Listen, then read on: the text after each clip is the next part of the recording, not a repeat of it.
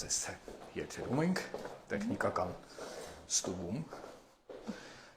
արդյոք մեզ տեսնում են, լսում են, ու եթե ամեն ինչ լավ է, կարող ենք սկսել մեր հարցազրույցը։ Թե չէ կալորիաները և ինտելեկտը ծախսում ես, հետո պարզվում է արդյունք չկա։ Կարծես թե։ Վերջ, մեզ և տեսնում են, և լսում են, սա կարելի է անջատել, որպեսզի չխանգարենք մենք մեզ։ Ողջույն հարգելի Լուսինե, ողջույն սիրելի հետևորդներ, ամեն ամիսը մեկ անգամ մենք հանդիպում ենք UNICEF-ի Facebook-յան էջի ուղիղ եթերում, ամեն անգամ մի նոր ու հետաքրքիր թեմա քննարկելու և իհարկե միավորում են մեր բոլոր քննարկումները այն, որ դրանք երեխայակենտրոն են։ Մենք շարունակում ենք հավատալ, որ ծնողները, որոնք հակված են ինքնակրթության, ծնողները, որոնք ուզում են, փնտրում են տարբեր հարցերի պատասխաններ, բայց նաև շատ բծախնդիր են աղբյուրների հարցում և ուզում են վստահ լինել, որ չկա հորինվածք, և ամեն ինչ ասվում և գրվում է համապատասխան ապացուցողական բժշկության, վաղուց գիտեն նաև մեր տեղը, մեր հասցեն, այդ թվում babysafe.am-ը, որտեղ նաև հայտնվում են մեր բոլոր հարցազրույցների տեքստային տարբերակները, այս մեկը բացառություն չի լինելու։ Մի խոսքով, բարի գալուստ թե նրանց, թե բոլոր նրանց, ովքեր առաջին անգամ են մեր էջում, մենք այսօր հետաքրքիր թեմա ենք քննարկելու, բայց նախ իհարկե պետք է ներկայացնեմ հյուրիս, Վիգմոր կանանց և երեխաների հիվանդանոցի մանկաբույժ, մանկական գաստրոենտերոլոգ Լուսինե Մարգարյանն է այսօր մեզ հյուր, և այսօր մենք խոսելու ենք սննդային անտանելիության մասին։ Եթե այս բարակապակցությունը ձեզ ոչինչ չասաց, ապա հավանաբար կասի ինչ-որ բան ձեզ gluten free, lactose free կամ այս արտահայտությունները, որոնք վերջերս շատ այսպես նորաձև են դարձել ու մեր ականջին հաճախնչում են, հիմնական մեր քննարկման թեման է լինելու այս երկու կոմպոնենտների, լակտոզի և գլուտենի անտանելիությունը երեխաների օրգանիզմի կողմից, եթե կարելի է այդպես ասել, մենք կսկսենք երևույթի նկարագրությունից, կանդրադառնանք բոլոր թյուրըմբռնումներին, բոլոր սպեկուլյացիաներին և առհասարակ նաև թրենդային դարձած, այսպես ասենք, միտումներին կապված այս թեմաների հետ։ Հարգելի Լուսինե, շնորհակալ եմ հրավերն ընդունելու համար։ Երևի նախ մեկը սկսենք բացատրական փոքրիկ էքսկուրսից, ինչ ասել է սննդային անտանելիություն և ինչու է կարևոր, որ այդ հարցազրույցը տվյալ պարագայում ոչ թե դիետոլոգի հետ է սկսվում, երևույթի հետ ծանոթացությունը, այլ գաստրոենտերոլոգի։ Շնորհակալ եմ հրավերի համար։ Շատ ակտուալ թեմա ենք ընտրել իրականում, այստեղ կարևոր է նախ հասկանալ ինչ ասել է սննդային անտանելիությունը, որովհետև շատ հաճախ սննդային ալերգիան շփոթում ենք սննդային անտանելիության հետ կամ հակառակը, և եթե խոսում ենք անտանելիության մասին, այստեղ հիմնականում գործ ենք ունենում ֆերմենտների անբավարարության հետ, այսինքն տվյալ նյութի մարսողության օղակում գոյություն ունեցող խնդրի հետ, իսկ ինչ վերաբերվում է սննդային ալերգիաներին, այդտեղ մենք հիմնականում գործ ենք ունենում իմուն միջնորդավորված ալերգիկ պրոցեսների հետ և այդտեղ մեծ ռիսկ ունենք բախվելու կյանքին անմիջապես վտանգ սպառնացող իրավիճակների հետ, ինչպիսիք են անգիոայտուցը, անաֆիլաքսիան, որը անհապաղ բժշկական միջամտություն է պահանջում։ Ի տարբերություն դրան, սննդային անտանելիությունները, իսկ ամենահաճախը, որ մենք հանդիպում ենք, դա լակտոզային անտանելիությունն է, այն պայմանավորված է աղիներում լակտոզան մարսող ֆերմենտի, լակտազա ֆերմենտի անբավարարությամբ։ Շատ է տարածված առանց լակտոզային կաթնախառնուրդներ,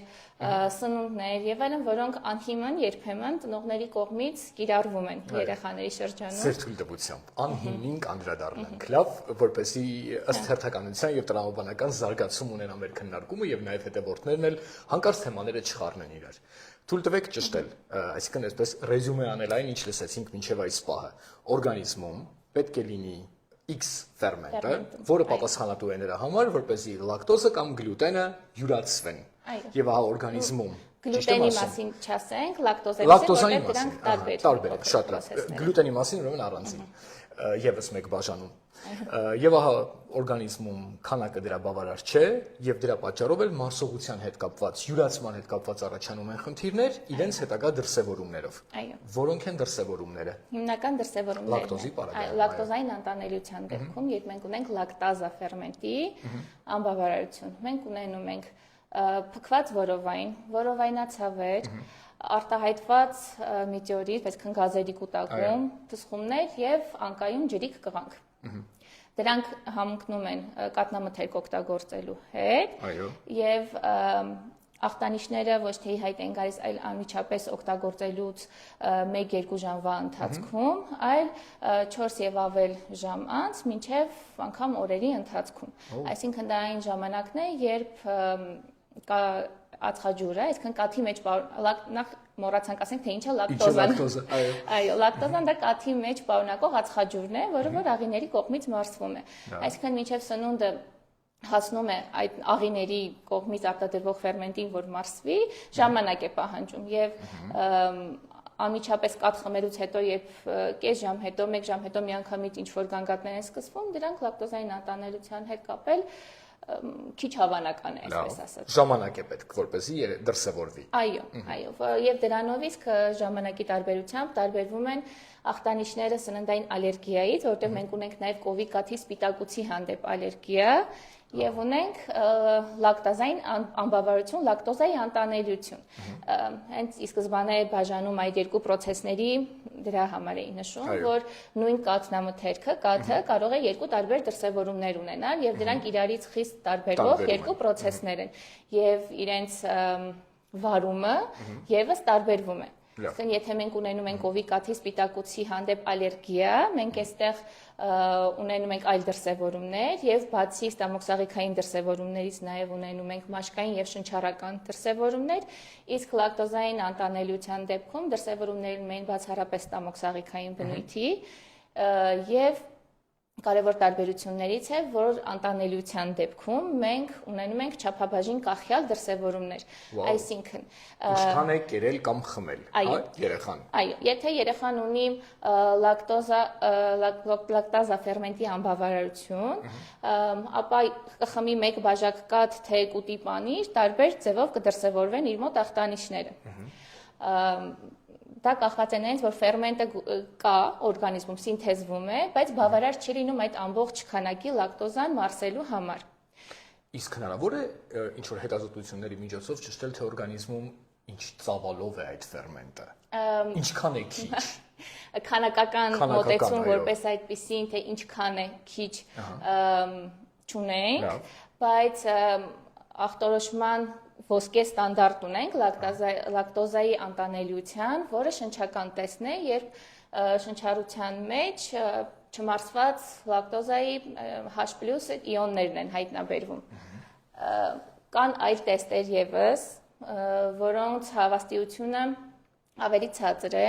եւ որպես ախտորոշիչ մեթոդ դրանք չենք կիրառում գենետիկ տեստը միայն ոսկե ստանդարտ է համարվում շնչառական տեստը եւ բժշկի կողմից կատարվում է էլիմինացիոն դիետա, այսինքն 2-ից 4 շաբաթով կաթնամթերքը սննդակարգից երեխայի հանում են կամ հենց լակտոզա պարունակող սնունդը հանում են, որից հետո տեսնում են, որ ամբողջ ախտանիշները, բոլոր գանգատները, որ նշում էր, այդ նույն փքվածությունը, լուծը, փսխումները, դրանք անհետանում են։ Այդպես դրվում է ախտորոշումը։ Բայց ոսկե ստանդարտը միշտ համարվում է շնչական տեստը։ Նշեմ, որ էլի գենետիկ քննություններ են տարբերանում, որոնց ինտերպրետացիան հնարավոր չի դրանով հաստատել լակտոզային անտանելիությունը։ Կարող է մուտացիա լինել, կարող է չլինել, այն որ անհատը ունենում է այդ գենի մուտացիա չի նշանակում դեռ, որ ինքը կզարգացնի լակտոզային անտանելիություն։ Կարող է իր ամբողջ կյանքի ընթացքում այդպես էլ չզարգացնել։ Գենետիկ տեքստը կարող է ցույց տալ փաստորեն նախատրամադրվածություն, բայց այն կվերածվի խնդրի թե ոչ ամբողջ կյանքի ընթացքում երաշխավորված չէ։ Նախատրամադրվածություն, այլ գենի մուտացիա է լինում, որը հոմոզիգոտ, հետերոզիգոտ տարբերակներով է դրսևորվում։ Ես նկատի ունեի, այսինքն, որը վկայում է այն մասին, որ կա հավանականություն, որ լակտոզ անտանելիություն կզարգանա։ Կարող է զարգանալ, կարող է բայց կարող է եւ ոչ, հետեւաբար հիմնվել գենետիկ տեստի վրա, ինչ որ տեքստ եմ ուզում ասել անընդհատ, տեքստերի հետ գործ ունեցող մարդ, գենետիկ տեստի վրա միանշանակ ասել, որ կլինի լակտոզ անտանելիություն, սխալ է ոչ լիարժեք է։ Շատ հաճախ ծնողները այդ շփոթմունքով են առաջնորդվում, հանձնում են այդ հետազոտությունը եւ արդյունքներով արդեն մոտենում բժշկի կամ ինքնուրույն որոշում, որ պետք է հանեն կաթնամթերքը երեխայի սննդակարգից, այնինչ դա հավաստի ցուցանիշ չէ բացարձակ։ Պրոցեսում ախտորոշման դուք նշեցիք շնչական տեստը եւ այդ ժամանակավոր, հա, էքսպերիմենտալ, եթե կարելի է այդպես ասել, որը բժշկին տալիս է ավելի լիարժեք պատկեր։ Հերթականությունը հենց այդպես է, նախ շնչականը, հետո դիետան, թե հակառակը թե էական չի։ Եթե դիետա պահեն, ապա չեն կարող շնչական տեստ անել։ Հասկացա։ Որտեղ անմիջապես շնչական տեստից առաջ օգտագործում են լակտոզա պարունակող սննդամթերք, որպեսզի շնչական տեստը արդեն ճիշտ ցույց տա։ Եվ դա իհարկե մասնագետը ծնողներին զգուշացնելու է, որ այսինքն գալ այս տեստին, օրինակ, հա, դրան նախորդած 15-20 օրվա ընթացքում ոչ մի տեսակի լակտոզ պարունակող սննդամթերք չընդունած, սխալ է։ Այո, լակտոզայի պարագայում մի քանի օրեր պետք չէ, այլ մի քանի ժամը բավարար է լինում։ Երբ որ մենք ասում ենք լակտոզ, հիմնական իհարկե ասոցիացիան կաթնամթերքի հետ, հա, կաթ եւ այն ամենը, ինչ պատրաստվում է կաթից։ Իսկ էլ ինչ սննդատեսակներ ու մթերքներ կան, որ ունեն պարունակում են լակտոզ, թե մենք միայն կաթնամթերքի մասին ենք խոսում։ Լակտոզը հենց կաթնամթերքի ածխաջուրն է, այո, ինքը բիսախարիդ է կազմված 2 մոնոսախարիդներից եւ ինքը հենց կաթի ածխաջուրն է։ Բացառապես փնտրում ենք կաթում։ Մինչ ըստող հարցել, դուք ասացիք, որ անբավարար քանակ օրգանիզմում, հա, ֆերմենտի, որը չի յուրացնում, փաստորեն բավական չի յուրացման համար։ Ու այստեղից միանգամից երկու ուղղվածություն։ Առաջին հարց. իսկ հնարավոր են դեպքեր, երբ որ առհասարակ ֆերմենտը բացակայում է։ Ոչ թե պակաս է անբավարար է, այլ չկա։ Նայեք, սովորաբար նորածնի մոտ մինչև 1 տարեկան հասակում ֆերմենտը, լակտազա ֆերմենտը լինում է իր ամենաբարձր մակարդակի վրա։ Դրանից հետո սկսում է աստիճանաբար իջնել եւ արդեն ցածր ակտիվություն է պահպանում ամբողջ կյանքի ընթացքում։ Որպեսզի ընդհանրապես չլինի, որոշակի մուտացիաների հետևանքով, որ ընդհանրապես ֆերմենտ չարտադրվի, հնարավոր են շատ հազվադեպ դեպքեր, բայց դրանք նատոյի շատ հազվադեպ են, որ չեն հանդիպում։ Դա հրաշալի է, դա լավ նորությունն էր։ Հիմա ինչ վերաբերում է քանակին, դուք ասացիք, որ սա այն երևույթներից մեկն է, որը կարծես ուղիղ կապվածություն ունի այն սննդի քանակի, կաթնամթերքի քանակի հետ, որը որ օգտագործվել է։ Բուժման process-ում, հա, երբ արդեն վերջ մենք ունենք ախտորոշումը եւ գիտենք, որ հաստատ կա լակտոզ անտանելիություն, ինչ ճանապարհ ենք անցնում հասկանալու համար, որովհետեւ մենք ենթադրաբար չենք խոսում, չէ, առհասարակ կաթնամթերք չօգտագործելու մասին։ Մենք խոսում ենք X բուժման, որը կխնդրեմ դուք ասեք, եւ որոշակի կորեկցիաների մասին, որպեսզի այնուամենայնիվ կաթնամթերք երեխան շարունակի օգտագործել։ Սա ինչ ճանապարհ է։ Նախ մենք ի սկզբանե կախված է նաև ախտանիշների արտահայտվածությունից, հա։ Եթե մեղմ ախտանիշներ ենք ունենում, ապա պարզապես սահմանափակում ենք լակտոզան, ամբողջական կաթը, փորձում ավելի ֆերմենտացված տարբերակներով կաթնամթերքը օգտագործել կամ այն մթերքներում, որտեղ լակտոզայի քանակությունն ավելի քիչ է լինում, բայց երբ մենք տեսնում ենք, որ միևնույն որոշակի ախտանիշներ լինում են, բարեբախտաբար այս դեպքում մենք ունենք հրաշալի լուծում, դա հենց ֆերմենտն է, որը որ դեղորայքային տարբերակով հասանելի է եւ կաթնամթերք օգտագործելու ընթացքում ֆերմենտի ընդունումը ախտանիշները կարգավորում է։ Հասկանալի է, այսինքն մենք արտաքինից ներմուծում ենք ֆերմենտը, որը արդեն ներսում կատարում է այն գործողությունը, որը պետք է աներ by default գոյություն ունեցողը, որ այս պարագայում փաստորեն պակասում է։ Սա լակտոզը։ Ինչ ունենք գլուտենի հետ կապված։ Գլուտենի հետ կապված։ Այո։ Երևի թե արդեն չանենք նախորդ գլխի սխալը, նախ տանք թե ինչ է գլուտենը, հետո հասկանանք թե որ մթերքներում է եւ արդեն անցնենք առաջ։ Գլուտենը սպիտակուց է, որը պարունակվում է առավելապես հացահատիկներում։ Գլուտենի հանդեպ անտանելիություն երբեմն այո լինում է այդպիսի ախտորոշում երբես, երբ սպիտակուցի հանդեպ անտանելիություն է լինում, բայց գերազանցապես ագլուտենային դիետա նշանակվում է ցելիակիա հիվանդության ժամանակ, երբ ոչ թե սպիտակուցի անտանելիություն է լինում, այլ սպիտակուցով պայմանավորված բորբոքվում է սկսվում աղիներում, սպիտակուցը ինքը դրդում է բորբոքման process-ներ եւ ցելիակիան պետք է հասկանալ, որ այն սննդային անտանելիության մասին չէ, դա համակարգային աուտոիմուն բնույթի բորբոքում է, որ ընդգրկում է բոլոր օրգանները եւ բայց առավելապես տուժում են աղիները։ Գլուտենի մարսողությունը տեղի է ունենում նույնպես աղիների թավիկների շնորհիվ միջոցով, որտեղ դրանց ցելիակա ունեցող պացիենտների մոտ, անհատների մոտ խախտվում է այդ process-ը եւ ինքը գլուտենը արդեն իսկ առաջացնում է այդ թավիկների բորբոքվում եւ դրանց ապաճում, այսինքն այդ թավիկները ատրոֆիայի են ենթարկվում, որը նաեւ խանգարում է այլ սննդատեսակների ներծծումը օրգանիզմի կողմից եւ բերում մի շարք խնդիրների։ Ցելիակիայի մասին խոսելիս պետք է նշենք, որ ցելիակիայի ախտորոշումը միանշանակ չէ եւ մեկ հետազոտությամբ չէ, իհարկե գոյություն ունեն սկրինինգային հետազոտություններ,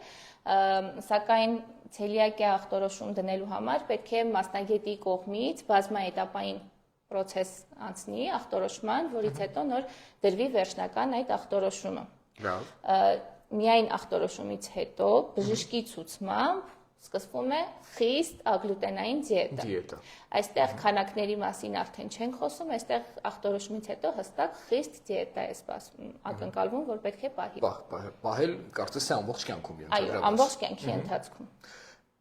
Դուք նշեցիք հստակ, որ գլուտենի անտանելիությունը եւ ցելիակիան դրանք տարբեր բաներ են։ Խիստ տարբեր բաներ են։ Ձեր պրակտիկայում ու նաև հիվանդանոցում, որ աշխատում եք դուք, ավելի հաճախ ինչի հետ եք բախվում՝ գլուտենի անտանելիության, թե այդ բարդ անունով ցելիակիայի հիվանդության հետ։ Նայ, գլուտենի անտանելիությունը դրվում է, երբ կլինիկայի վրա հիմնվելով, երբ անհատը նշում է, որ գլուտեն պարունակող սննդամթերք օգտագործելուց հետո ունենում է որոշակի ախտանիշներ, օրինակ, բքվածություն, մարսողության խանգարումներ, այսինքն ինչ որ իմաստով նման է լակտոզ անտանելիության։ Մոտավորապես այդպես եւ նույնիսկ կարող է անգամ ցելիակիայի ստամոքսաղիքային դրսևորումների նման լինել, բայց դա պետք է հիշենք, որ դրա համար հատուկ հետազոտություն չկա, դա բացառման ախտորոշում է, այսինքն այդ ախտորոշումը կարող է դնել միմիայն մասնագետը ցելիակիան ախտորոշելու բացառելուց հետո, այո։ Գլուտենի փաստորեն անտանելիության ախտորոշումը դրվում է միայն այդ ճանապարհով։ Այո։ Բացառում ենք ցելիակիան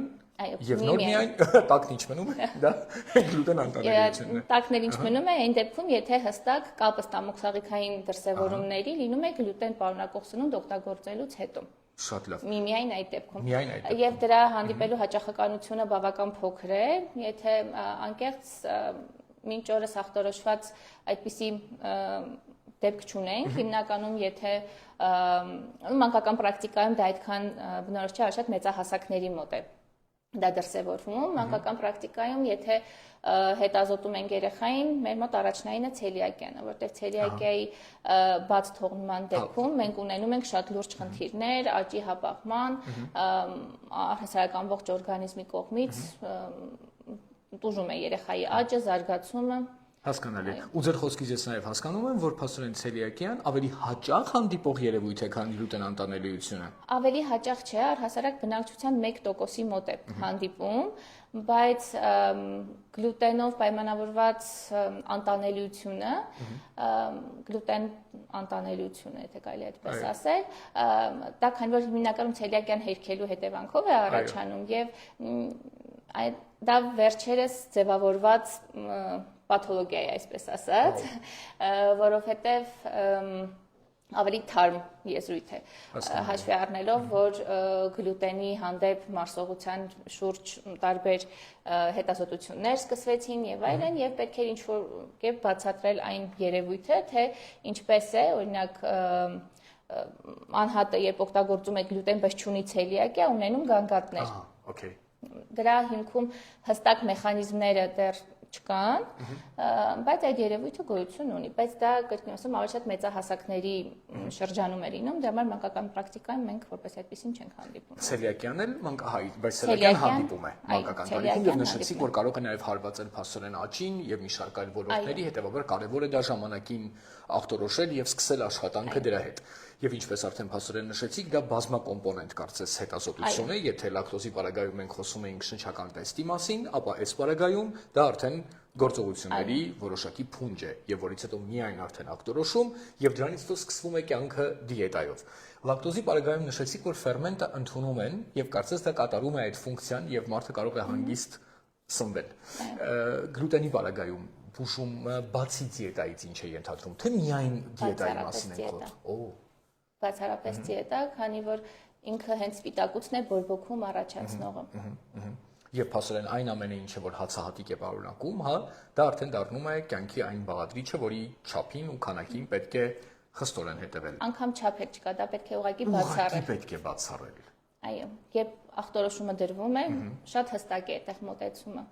Ոչ մի գրամ գլուտեն։ Բայց դա եւ ցելակիայի եւ գլուտեն անտանելիության պարագայում դա հենց ցելակիայի մասին։ Իսկ եթե ախտորոշվել է այնուամենայնիվ այն փոքր տոկոսը գլուտեն անտանելիությունը, դա արդեն ախտանիշ կախված է լինում։ Հա, կախված է լինում թե ինչ դրսևորում է օրգանիզմի կողմից լինում, կարող է լինել ավելի թույլ, կարող է լինել ավելի խիստ, հա, արտահայտված, եւ ըստ այդմ արդեն կորեկցիաները արվում են անհատական դեպքից ելնելով։ ելնելով։ Որտեղ ամեն անհատի մոտ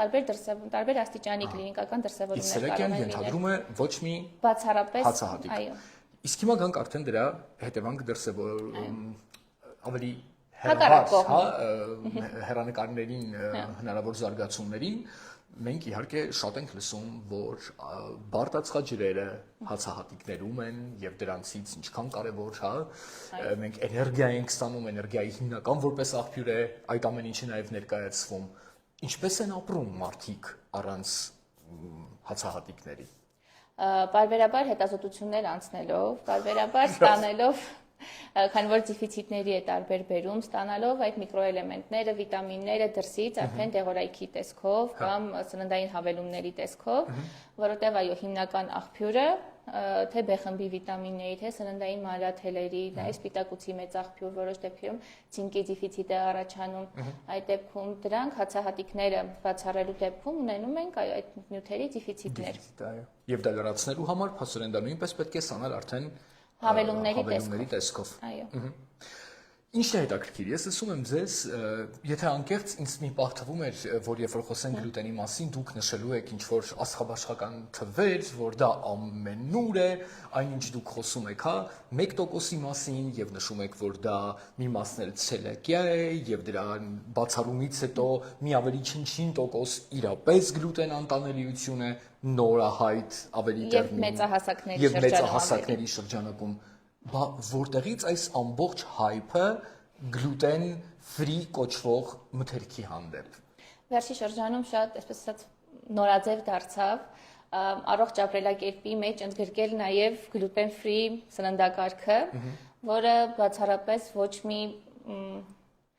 աղերս չունի առողջ ապրելակերպի հետ, հակառակը դա բերում է անառողջ ապրելակերպի եւ ոչ բալանսավորված սննդի։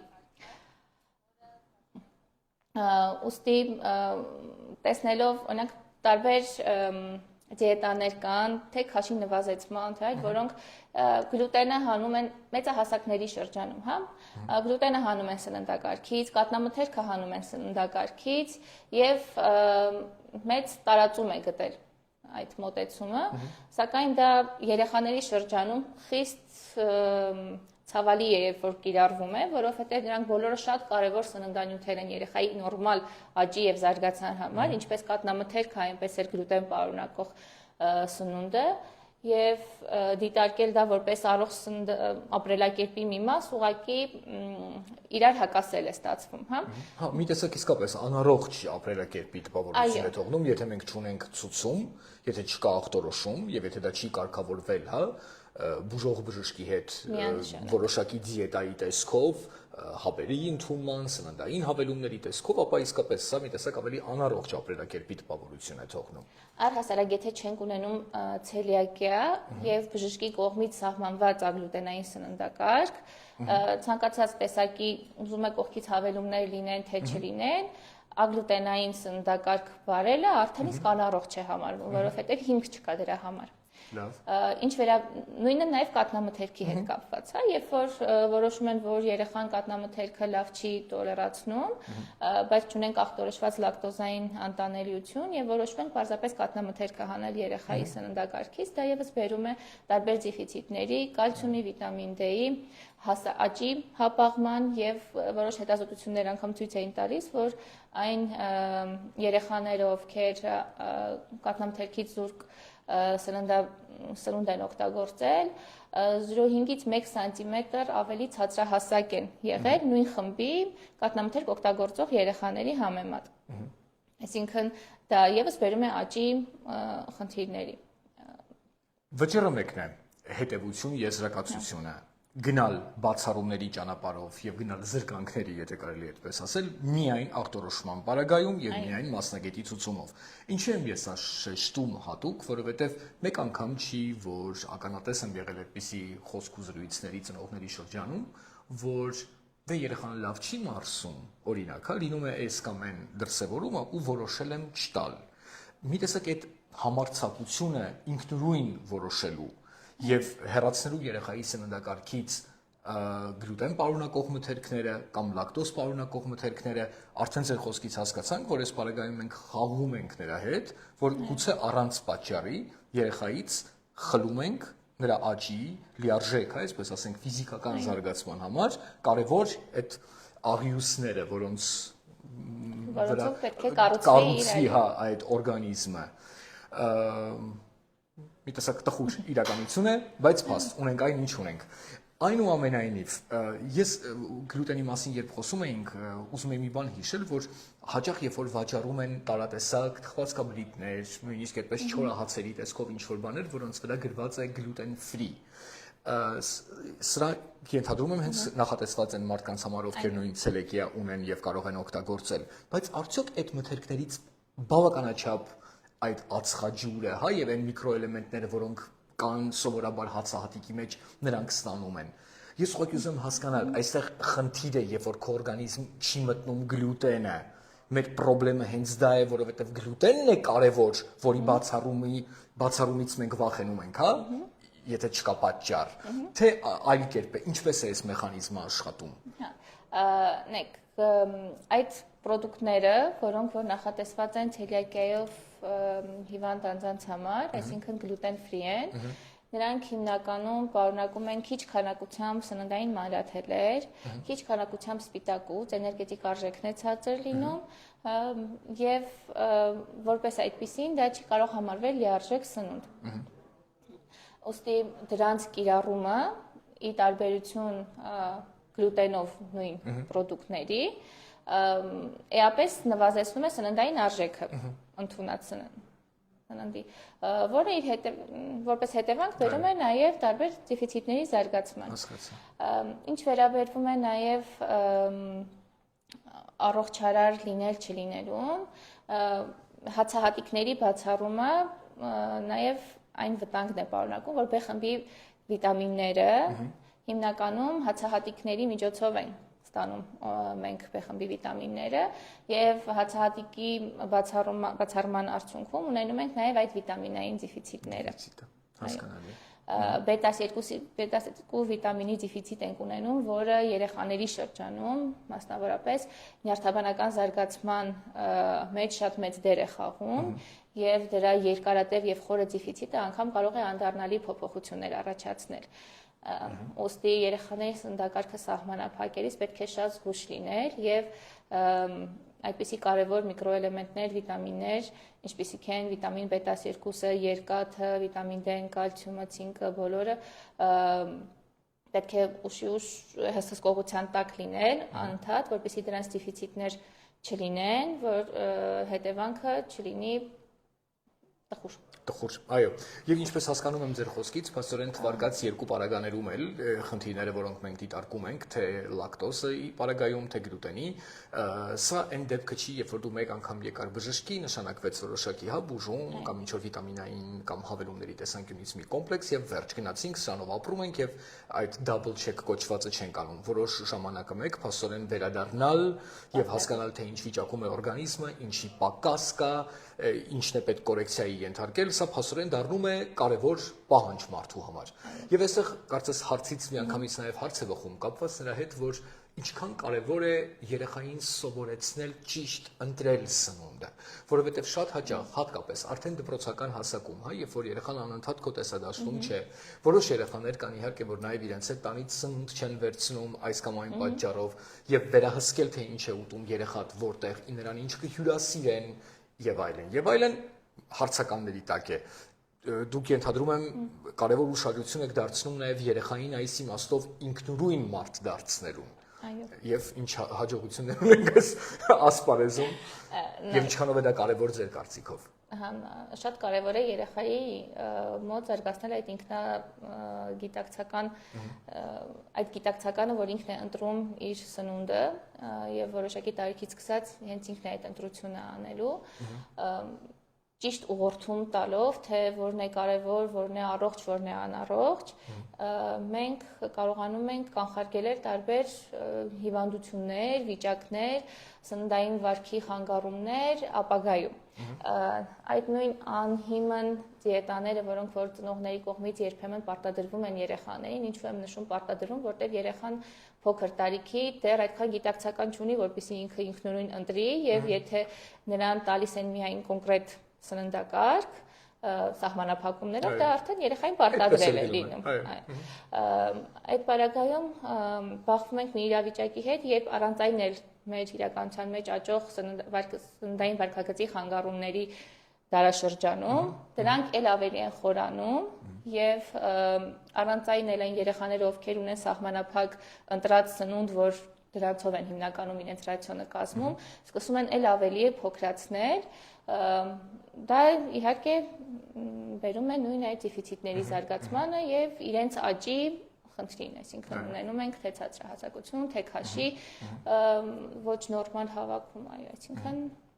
Եվ ոնց հասկանում եմ վերադառնալով իմ հարցին,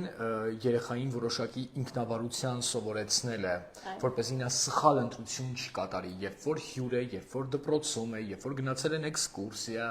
հա, կամ ինչ-որ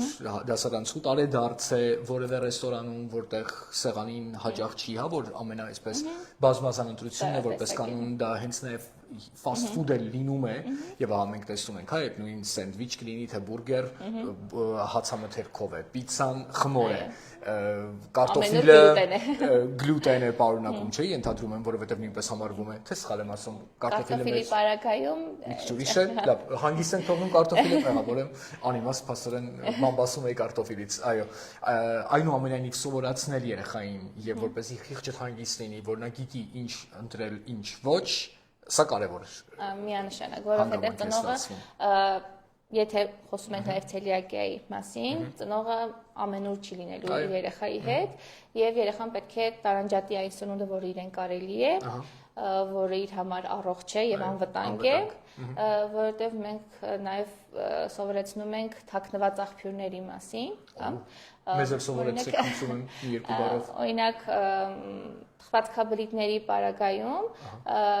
պետք է նայել բաղադրությունը, եթե ունենք լակտոզային անտանելություն եւ դա վառ դրսեւորված է, տեսնել որից է կատնամթերք դրա մեջ կա, թե չէ։ Որը դու կարող ես չտեսնել։ Այո։ Զուտ առաջին հայացքից թխվածքաբլիթից չհասկանաս կամ թխվածքից որի մեջ չի պարունակում եւ մտածում ենք, որ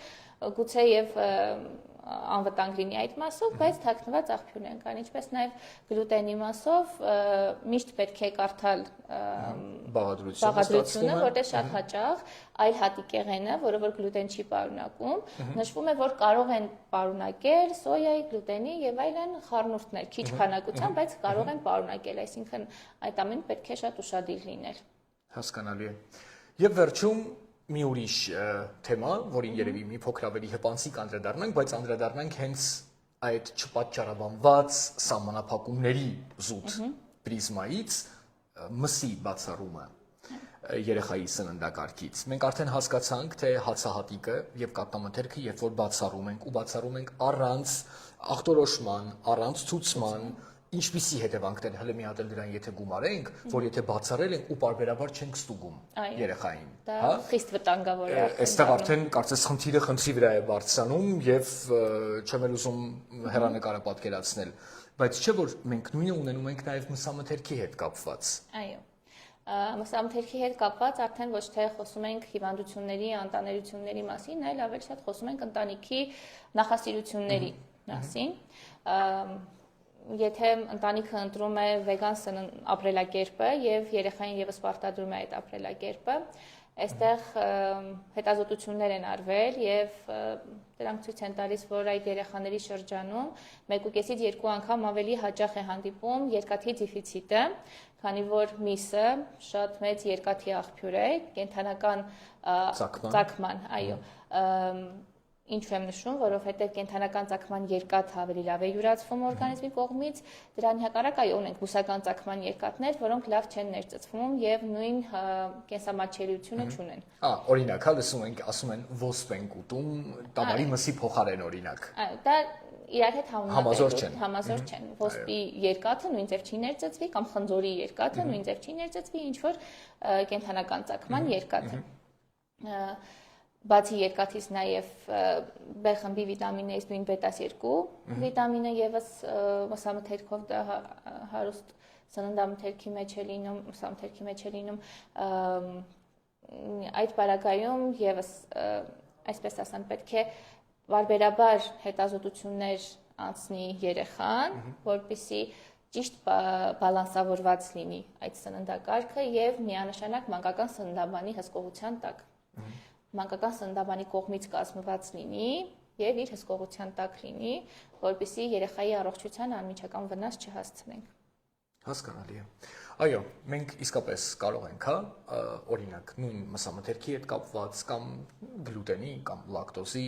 ունենալ մեր անձնական մեծահասակի կարծիքը, մեր վրա ազդում են ինչպես եւ մարքեթինգային տարբեր գործիքներ, մենք կարող է պարզապես ունենանք որոշակի համոզմունքներ, մենք կարող ենք ունենալ ակտիվ արտահայտված դիրք կապված, ասենք օրինակ նույն կենդանիների պաշտպանության ոլորտում, հա, մենք այս բոլորը չենք քննարկում, յուրաքանչյուր մարդ ինքը իր կյանքը, իր իրավունքները, բայց երբ որ մենք խոսում ենք երեխաների մասին, այսօր մենք հասկանում ենք, որ պատասխանատվության դաշտը մեր օրգանիզմից դուրս է գալիս եւ մենք նաեւ մեր վրա ենք վերցնում պատասխանատվությունը հետագա բոլոր զարգացումների։ Ձեր խոսքից ես հասկանում եմ, որ զարգացումները դուք ոչ մի դրական բան չնշեցիք։ Այսինքն բոլոր զարգացումները մինուս նշանով են գնում։ Հետևաբար, թե որքանով է դա ձեզ պետք որպես ծնող մուտքագրել ձեր երեխայի կյանք խնդիրների այդ փաթեթը, սա արդեն լուրջ հարց է, սրա մասին պետք է մտածել եւ այո, չեմ էլ բացառում, որ նման օրինակ լուրջ է որոշումները կայացնել ոչ թե միայնակ, այլ գոնե մասնագետների հետ, որոնք այնուամենայնիվ գուցե կհուշեն, հա, լավ, եթե այդքան ռադիկալ է հարցը դրված, ապա այդ ընտրանքային որ տարբերակներն են ավելի խելամիտ, ինչ ստուգումներ է ուրեմն պարտադիր ժամանակ առ ժամանակ անցնել, որքան ժամանակը մեկ, կամ ասենք օրինակ, մենք գիտենք, որ կան տարիքներ երեխայի զարգացման այսպես անցումային ինչ-որ փուլեր, հա, այդ նույն սեռահասունացումը կլինի զարգացման որոշակի էտապներ, երբ որ այս կամ այն գործողությունները ու պրոցեսները ակտիվանում են կամ հակառակը հետ են քաշվում եւ կյանքի հենց այդ պարագայում վտանգավոր է օրինակ օրգանիզմը զրկել այս կամ այն մթերքից, տարրից, եթե կարելի է այդպես ասել, փոքրացնենք այդքան մասնիկների բաժանելով եւ հենց այս բոլորը հաշվի առնելով իսկապես կարելի է գոնե նվազագույնը ինչ կարելի է անել նման որոշումները կայացնել եւ իր կյանքի կոչել բացառապես մասնագետների վերահսկողությամբ։ Լուսինե, կա որևէ բան, որը կուզեիք ավելացնել այս բոլորի համատեքստում, թե համարենք այսօրվա համար այսքանը բավարար։ Ուղղակի նշեմ, որ անտեղի սահմանափակող սննդակարգերը միշտ աշխատում են ի վնաս երեխայի։ Եվ եթե ծնողը ունի թեկուզ չնչին կասկած այս կամ այն սննդատեսակի հետ կապված, որ իր երեխան մարսում է թե չի մարսում, ամենաճիշտ քայլը մասնագետի դիմելն է։ Ինքնուրույն չախտորոշել։ Ինքնուրույն չախտորոշել։ Ախտորոշման մեթոդները երբեմն շատ խճճող են լինում եւ մասնագետների կողմից անգամ ինտերպրետացիաները բավականին ջանքեր են պահանջում։ Ոստի եթե ունեք կասկած, դիմեք մասնագետի եւ վերջնական ախտորոշումից հետո միայն արդեն բժշկի կողմից ցուցված սննդակարգով շարունակեք։ Հրաշալի է։ Շատ շնորհակալ եմ մեր հրավերը ընդունելու, շնորհակալ եմ նաև կարևոր տեղեկատվության համար։ Եվս մեկ անգամ էլ հիշեցնում եմ մեր հետևորդներին, որ մեր հարցազրույցի տեքստային ամբողջական տարբերակը 1-2 օրից ընդամենը արդեն կարելի է գտնել babysef.am կայքում եւ առասարակ կայքը հարուստ է տարբեր նյութերով, սկսած սղիության, նախապատրաստական շրջանից մինչեւ երեխայի դեռահասություն, ընդհանուր մինչեւ օգտակար ու հետաքրքիր խաղեր, հարցազրույցներ, տարաբնույթ հոդվածներ, այնպես որ մտեք, զբաղվեք, կարդացեք, պրպտեք, դա երբեք ավելորդ ու անտեղի չի լինում։ Կհանդիպենք մեկ ամսից մեկ այլ թեմայով, շնորհակալ եմ, գնամ անջատելու գաջեթը։